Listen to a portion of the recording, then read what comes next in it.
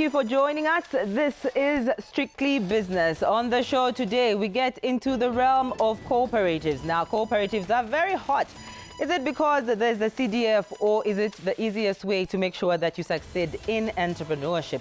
We get to find out as we sit with the Minister of Commerce, Trade and Industry how mentally some people are not prepared for issues of leadership succession, who is going to be at the helm of these cooperatives.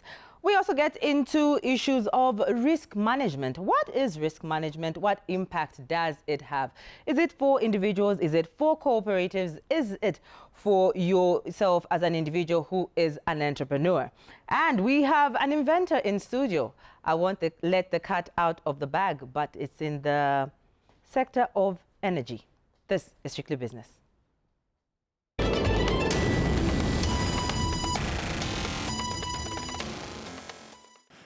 Judy, as Zambians, we should never be scared to be very ambitious and to conquer what is big and great. Yes, somebody may say we are going against, or we are trying to get a bigger pie than we can afford to chew. Definitely not true. Look, anything that is new will baffle people. But the leadership that brings it have the responsibility and mandate to explain to the people. And that's where we are coming in. As we speak, every constituency at one time has received, on a quarterly basis now they are receiving, to a tune of 8 million, more than 8 million. Others are even failing to work with it. It's achievable. It can be done. It can be delivered. All we have to do is, let's not be scared to conquer what is great. When you talk about, CDF, it brings me to, my next question, what that has to do with cooperatives. We are now at 100,000 cooperatives registered and formal, which is, a big leap from the previous number. Is there any plan on education and training for the members? And, it's not an entirely new phenomena, but then again, some Zambians will talk about, mentally they're used to that sole ownership, so having to share this in regards to, of course, even the education training, but also the issue of succession and leadership. Exactly. Yes. Judy, I'll tell you what, and I'll tell you the nation very candidly that in the past we had seen the so-called youth empowerment, where it had been, we have seen it dispersed to our youths, to our women, to our men, but it's a failed project. Buses given, they own rundown. Trucks given, they repossess them. We are not going to be that irresponsible as a government. Our focus is, in the CDF itself, there is a component of skill transfer, skill enhancement, where the CDF, we are going to identify a number of youths, men and women, in respective communities. And we are in talks, like myself. I come from a constituency, Chipoka constituency. I'm in talks with skills training centers, where in each constituency, or in each ward, actually, I've got 18 wards. From my ward, I can take a minimum of 50 or 60 people, which must be trained. If I'm going to spend 2,000 kwacha on each one of them, we need to train them in respective skills. If they want to do fish farming, they need to be trained. If they want to be plumbers, they need to be trained. If they want to be bricklayers and many other tailors, they have to be trained. We want to do this project first and right. Remember, this is a huge disbursement of resources. We don't want to waste it. We want it to be impactful, to be life-changing. But how can it be life-changing in the absence of education, in the absence of skill enhancement and training? So I would even love to implore the country, as much as I also implore other members of parliament, to go back to their constituencies and work with the people in respective wards. Identify people that will be agents of change in the business sector. So these cooperatives, we want them to succeed the first and the right time when we empower them with skill. So we are not a government that is of negligence, but we are so committed to making sure that we train our people with skills. So even the training itself, we've got, like from my ministry, we've got Zambia Development Agency, we've got PACRA, we've got a lot of these business regulations and review agencies which are going to be dispersed around the country to train the people, talk to them. And we are not doing this alone. We've got even the private sector like Zambezi Trade Center that we are working with to come up with a policy framework of how best we can engage the people, and they understand that it's not our money, neither it is theirs, but for the country.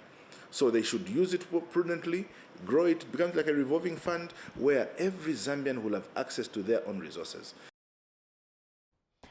Chipoka Mulenga there, Minister of Commerce, Trade and Industry, talking of issues of how to just make sure that, the Vision 2030, Vision 2064, the 8th National Development Plan is incorporated in what is happening with the cooperatives and how some of those loopholes are being catered for via his ministry, the Ministry of Commerce, Trade and Industry. Now, in line with national development, we are going to have a conversation next with regards to risk management. Now, what is risk management? The Institute of Risk Management, Zambia, issued a statement which I found very interesting, and we thought, we need to talk to the executive director who we have in studio today. Thank you so much for coming through. Before I have this conversation with him, let me read this to you.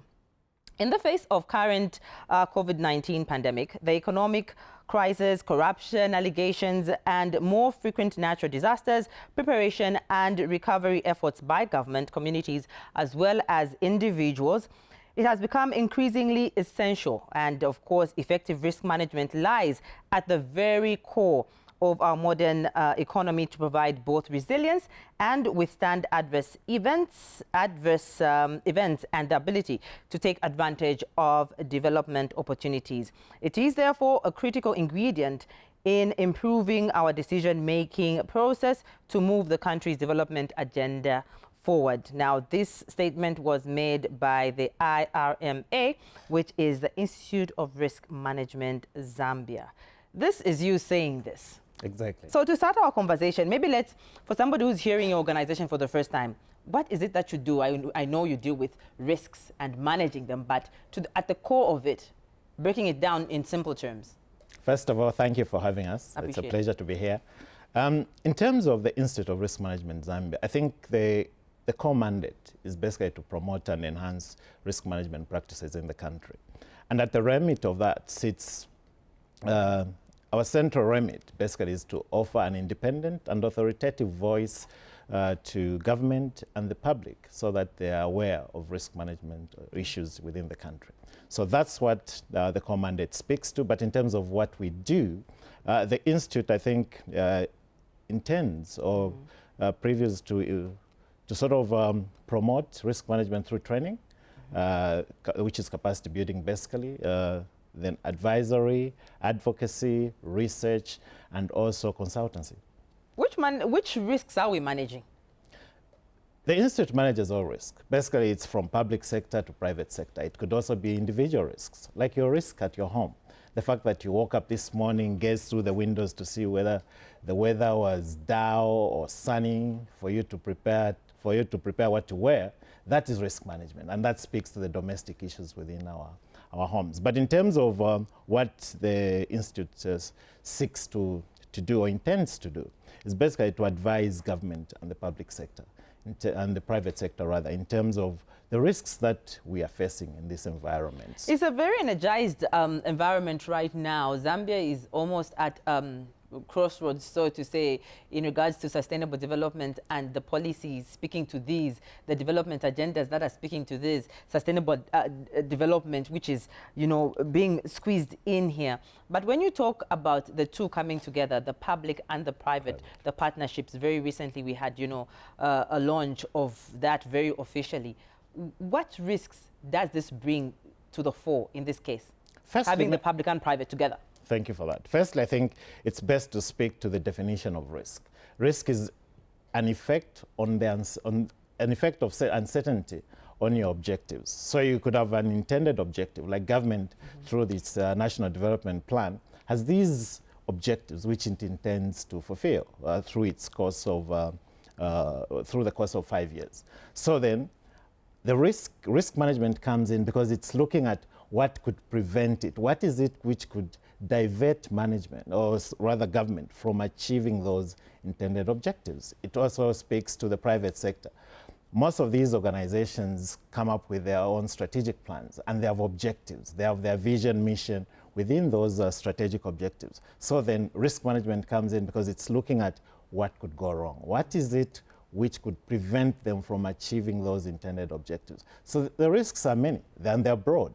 If you look at the private sector, mainly I think they tend to focus more on issues of liquidity risk, business risk, market risk.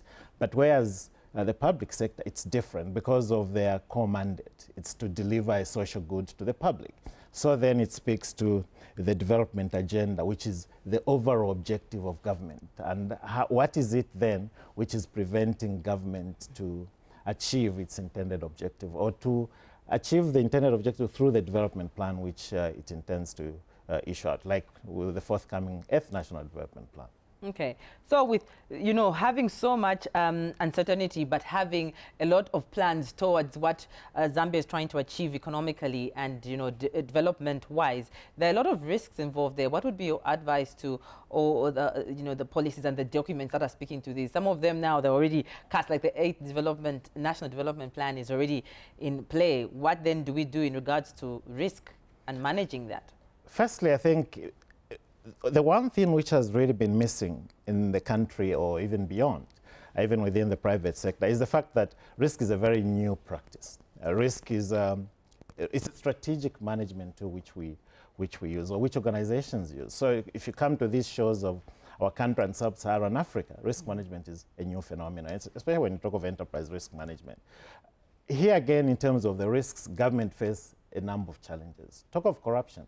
It's a risk which prevents government from achieving its objective. Talk of issues of debt. That is another risk. And speaking of debt and other risks which government is speaking to, the Institute, I think next month, intends to publish the risk profile for the country, where it will be where it will be looking at the 10 key risks which I think the country is facing, which is challenging government from achieving its intended objectives. So for the public, the viewers out there, they need to be looking out for that report when it comes out. So there are a number of risks which we've looked at. There are a number of risks which we're also advising government to be working on.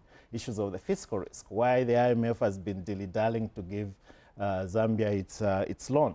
Those are speaking to the issues of the fiscal risk, and there are quite many. So the Institute has developed a framework through which it will be sharing with government on how best to address those fiscal risks. And that surely does look like a story that we'll be following up on, especially that the report is coming out and these conversations that we're having. We'll be doing a follow-up with you. Thank you so much. Thank you. You're most welcome. All right.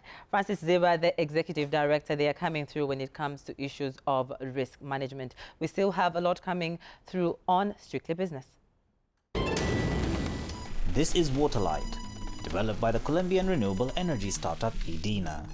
It's a revolutionary lantern that generates light and power by using one of the most precious natural resources on Earth, the sea. As digital transformation and adoption of digital services is permeating our country, you will find that the key component there is reliable communication. You are still watching Strictly Business, and now we get to a conversation that is talking to science and invention. I have Enerst Bwalya. He is a scientist. He wears many hats. I'll let him introduce himself. How are you? Very well, and you? I'm very fine, thank you. You have invented something that is extremely interesting. Tell us about that. Starting from what you call it. Okay. Technically, it's called the Efficient, Climate-Smart, Versatile Hydropower Plant Technology. Or you can simply call it the Enerst Bwalya Climate-Smart Hydropower Plant Technology, or the EB Power Plant Technology.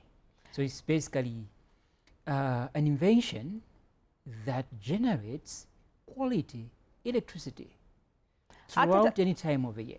At a time that innovation is being spoken about so much in our country, how does this sit with what you have created? It fits in very well, because when you look at Vision 2030, and prior to Vision 2030, at the dawn of a new millennium, the government of Zambia did recognize that the rural electrification rates were so low because they were just under 2%. So in 2003, December, there was an enactment of the Rural Electrification Authority, which is Act number 20. So in that, there are 7 mandates. So the first mandate speaks to the establishment, the updating of master plan that are more systematic to electrify rural areas. But then the second part talks about government taking advantage of available technology options for the purposes of enhancing the role of energy in agriculture, mining, and other economic activities in the rural areas. So by 2008, of course, the master plan came into effect, which is going up to now 2030. So it sits in very well. Why did you pick on the energy sector? And how many collaborations and interactions have you had with people in this sector to make sure that, you know, your invention has reached the stage that it's on right now? I know it's not in full completion, but it's in a workable situation, isn't it? Sure. I picked on energy because energy is the driver of socio-economic development. And then also energy is related to climate change. And I'm very passionate about the environment. So it's a key problem. And I knew that if we can solve the problem of energy, we'll solve many other problems, not only in this country, but globally as well. So that's why I picked that. In terms of collaboration, in the innovation process, normally it's a lonely process because there is intellectual property involved. But after that, at the stage now where I am, the collaboration now is going with academia. So then I have students from the Bwalya University and the University of Zambia that have been mentoring for a while in different disciplines. And then there is now the startup being created. And in that startup, then I also have senior engineers who are members of EIZ. And then I'm also working on collaborating again with some international partners, Sweden and Korea. I've been to these countries because there are certain components that will be effectively mass produced by these other countries before we get established. So for now, it's just to draw the engineering drawings, which can be licensed, of course, in the early stages. Okay. When you look at your invention, it's cutting across Ministry of Science and Technology, Energy, Ministry of Energy. It goes into the, you know, these are ministries that are talking about supporting such inventions, such innovations. What is the loophole, or what do you think is missing that you have experienced in this journey that you'd like them to, you know, impart in? Okay. I think what is missing is what I call a marriage of conviction between the academia, the industry, and then the end users of technology. Okay. The other component, I think, is in the concept that I use for developing the technology. I call it the PTDS, Participatory Technology Development Strategy. So most technologies, they start with just creating a technology, but it's supposed to start with the end user first. Understand the critical problems of the end user, and then isolate systematically what are the key problem areas, and then throw them to the public, and then draw up then an agenda to say there is so much funds for this kind of a problem. Yes, it's in there, but it's not adequately funded because the entire innovation process that was self-financing, and it's very expensive. I must assume. To protect a patent. So that is the missing gap. Okay. Funding in terms of protecting IP, because that has to be done even at the international level. International level, and we end our conversation there. Congratulations, and we're looking forward to a finished product, definitely, of that, what we've been seeing on your screens. All right, while we're still in, you know, the aura of invention, science, let's take you to Colombia in this next piece. We are going to see generating of light, of power, of energy from sea salt.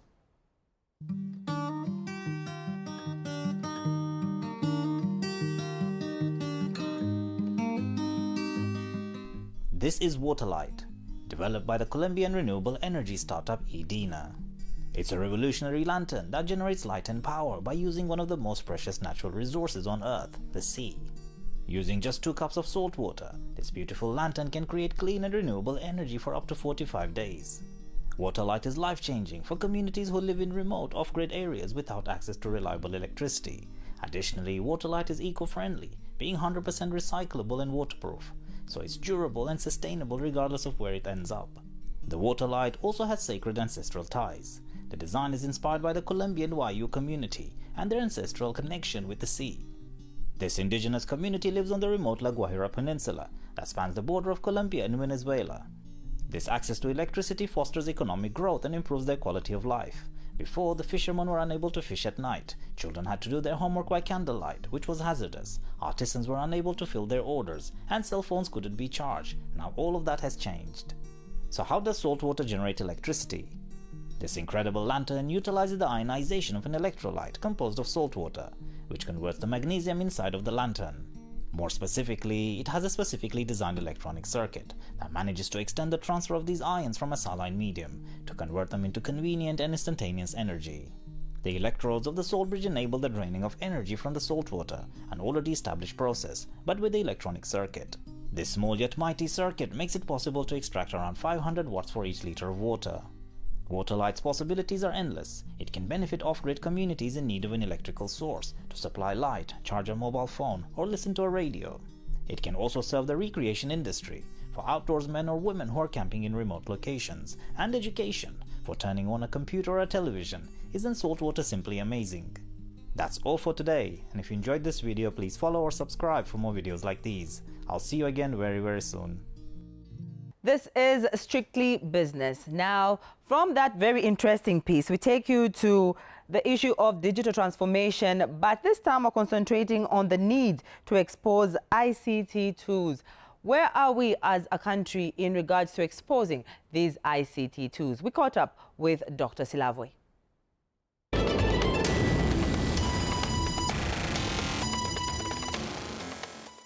Digital transformation and adoption of digital services is permeating our country.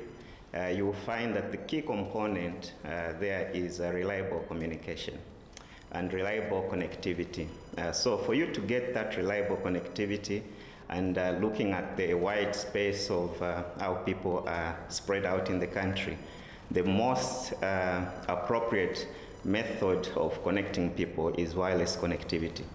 And for wireless connectivity to be deployed, you rely heavily on communication towers.